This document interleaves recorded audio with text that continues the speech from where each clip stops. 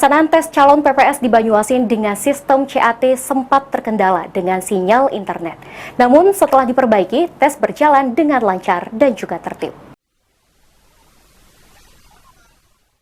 Seperti pada pelaksanaan tes CAT di zona Talang Kelapa yang dilaksanakan di Lab Komputer SMP PGRI 2 Sukomoro, Kecamatan Talang Kelapa, Banyuasin.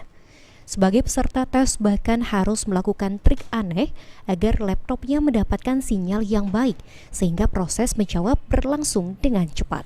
Pertama itu yang jelas kondisi internet ya, saluran internet itu memang lagi lambat dan itu memang cukup mengganggu, dan juga waktu pas kita berefek pada login, waktu pas kita mau login.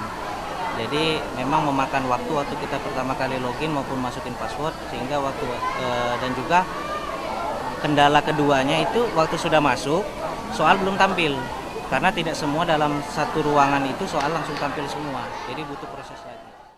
Kurang baiknya sinyal dalam pelaksanaan tes PPS ini diakui oleh PPK Kecamatan Talang Kelapa, Heri Julianto.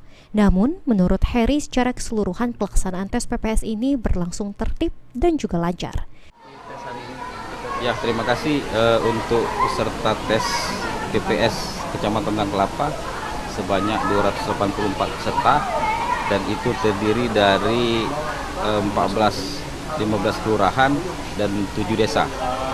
Pelaksanaan sendiri berlangsung berapa lama nih? Untuk pelaksanaannya di teknisnya ada 2 hari, hari Senin itu ada 3 gelombang dan hari Selasa itu 3 gelombang.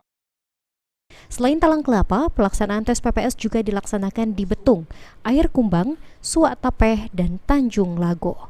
KPU Banyuasin berharap hasil tes CAT dapat diumumkan pada 13 Januari mendatang.